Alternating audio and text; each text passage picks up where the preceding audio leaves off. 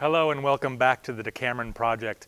My name is Michael Khanlarian of Tennessee Shakespeare Company. The date, April 30th. Our theme is courage. On this day in history, English author William Congreve, his play, Love for Love, premieres in 1695.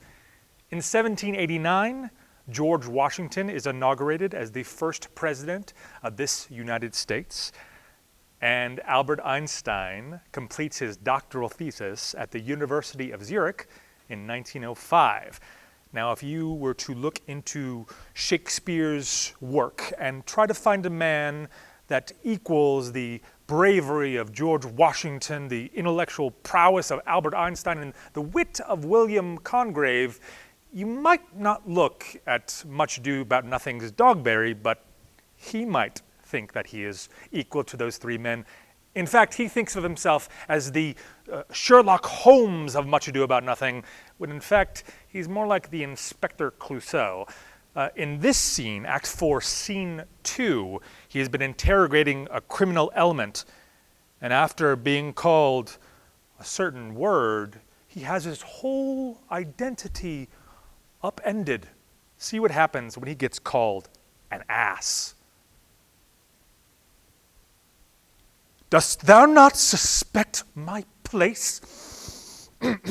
Dost thou not suspect my years? But masters, remember that I am an ass. Though it not be writ down, yet not forget that I am an ass. Know thou, villain, thou art full of piety, as shall be proved upon thee by good witness. I am a wise fellow, and which is more, a householder, and which is more, an officer, and which is more, as pretty a piece of flesh as any in Messina, and one that knows the law, go to, and a rich fellow enough, go to, and one that hath had losses, and one that hath 2 gowns, and everything handsome about him. Bring him away. Oh, that I had been writ down an ass. Dogberry. In 1905, Albert Einstein has his miracle year. It is the year that he creates his theory of relativity, something that it continues on to this day. And in this book, by Alan Lightman, Einstein's Dreams, by the way, Alan Lightman is a Memphis native, a physicist, and an author, and he actually autographed this book for me. He writes of Einstein's miracle year. It's a collection of fictional stories detailing the young patent clerk's dreams. And what does a young patent clerk dream of?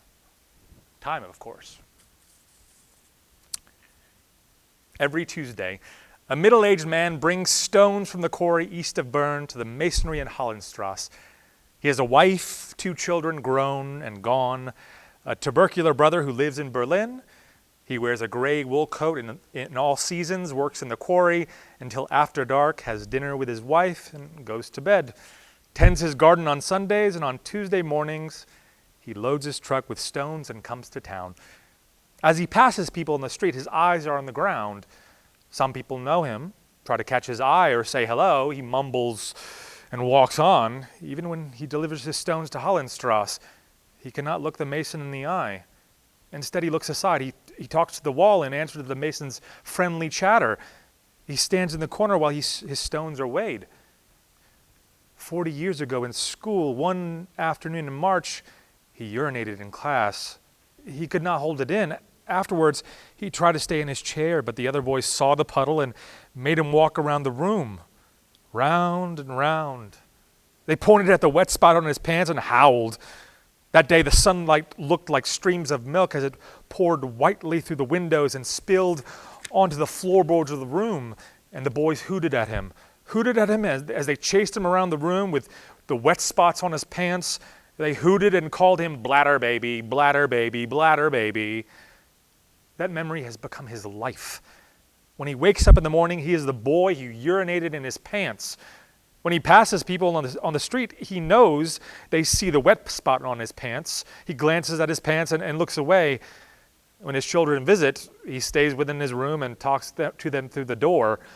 He is the boy who could not hold it in. But what is the past? Could it be the firmness of the past is just an illusion? Could the past be a kaleidoscope, a pattern of images that shift with each disturbance of a sudden breeze, a laugh, a thought? And if the shift is everywhere, how would we know?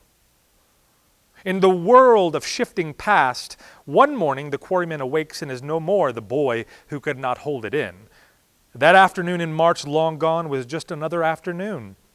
On that afternoon forgotten, he sat in class, recited when the teacher called him, went skating with the other boys after school. Now he owns a quarry. He has 9 suits of clothes. He buys fine pottery for his wife and takes long walks with her on Sunday afternoons. He visits friends, smiles at them, and shakes their hand. One morning he wakes up and, in a world of shifting past, these memories are wheat in a field, wheat in the wind, fleeting dreams, shapes in clouds. Events once happened, lose reality, alter with a glance, a storm, a night. In time, the past never happened, but who could know? Who could know that the past is not as solid as this instant when the sun streams over the Bernese Alps and the shopkeepers sing as they raise their awnings and the quarryman begins to load his truck? Thank you once again for joining us here at the DECAMERON Project. My name is Michael Khanlarian. As I said last time, yes kesirum, which means I love you in Armenian. Take care of each other. Be well. Goodbye.